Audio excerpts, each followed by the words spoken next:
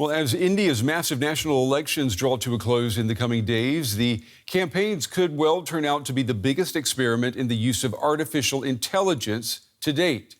Hundreds of millions of voters will have seen deepfake videos peddling disinformation or enhanced versions of some candidates. Now, the World Economic Forum's Global Risk Report this year ranked India most at risk from dis and misinformation. DW's Adil Bhatt reports. Devinder Jadon is a video maker in the northwestern state of Rajasthan. The election season has been keeping him busy.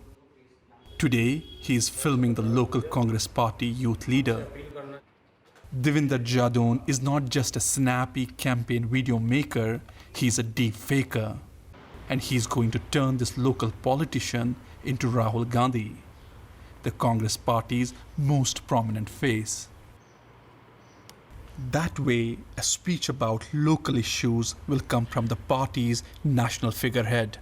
So this is the first time when we are seeing a large-scale dissemination of deepfakes and AI in general. When we talk about politics, they are always ahead of these things. They want to integrate these technologies because with AI, they can reach out to a lot of people. They can do personal outreach to all the voters. They can spread their message in different languages. What Jadon and others like him are doing is changing political campaigns in the world's largest democracy. He says he sees nothing wrong when a fake video helps a politician. But he does see dangers. Because this technology, if used in a bad way, it can be very destructive. And we have to regulate. There should be strict regulations on the use of AI and deepfakes. Indian voters are being bombarded with deepfakes of all kinds. More than 50 million AI-generated audio calls were made in the 2 months before voting started in April. Some deepfakes are more obviously problematic than others. This is Union Home Minister Amit Shah saying the government will stop affirmative action for lower classes if they are re-elected. It was a shocking statement, except he never said it. The video was a deepfake and has led to criminal investigation and several arrests. Puneet Agarwal, who heads the BJP's social media team, blames opposition parties.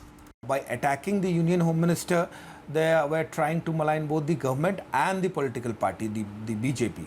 So this is definitely a matter of concern. A deepfake video with his face and his voice spreads more faster than any other local leader. This is another case, not a deepfake but still serious disinformation, released by the BJP. The video claimed the opposition Congress party was promising to give all wealth to Muslims should they win. After multiple complaints, the Election Commission intervened and the video was taken down. The Digital Empowerment Foundation is a local NGO that has been promoting digital literacy and fighting fake news for more than 20 years. In that time, the team has reached more than 30 million Indians, mostly targeting people in poor areas. Their training sessions show people how to verify information across digital platforms.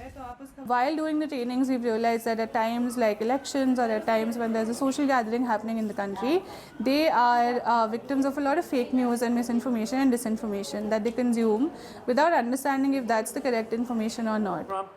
Back at the studio, Jadon continues happily making fake videos to help politicians on all sides. But even he worries that the growing demand for deepfakes that's keeping him so busy could become a danger to electoral integrity. All right, I want to bring in DW's Adil Bhatt. He joins me now from Delhi. Adil, I wonder if you could maybe take us into the mind of this man who calls himself the deep faker. Where would he draw the line? Where would he say no when a customer makes a request that just goes too far? Brent, for this report, we traveled to a small town in Pushkar in the northwestern state of Rajasthan to meet this deepfaker who calls actually himself a deepfaker. And in these days, he's actually busy. A lot of politicians are visiting him. There are other PR agencies that want to meet him to make deepfake videos.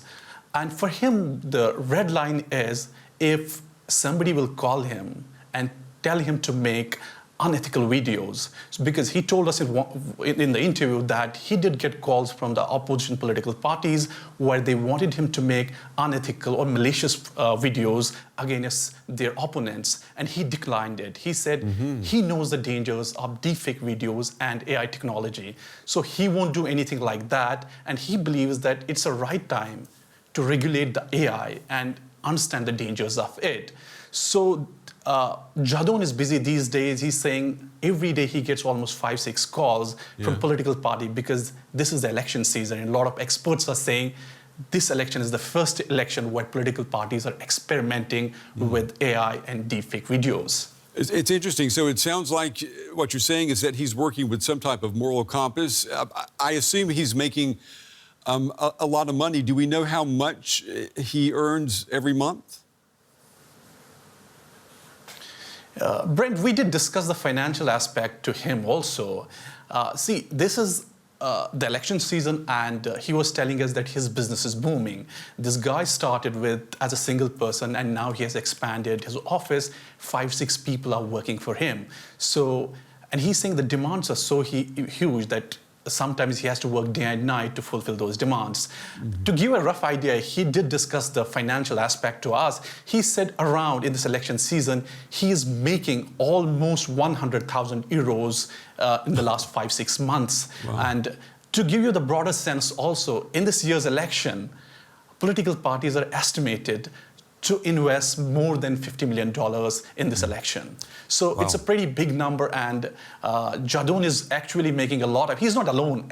There are other deepfakers who are working in different states, and political parties are trying to reach them because they think this is the easy and cheap way to reach out to voters. So this is a lucrative business without question. What are the most worrying uses of deepfakes and AI in this year's election that you've seen? I did speak with a lot of experts to talk about what is concerning them about this AI technology and deepfake videos. And the first thing that they did tell us was the undermining the electoral integrity. And the second thing they did focus was like tarnishing the image of their political opponents.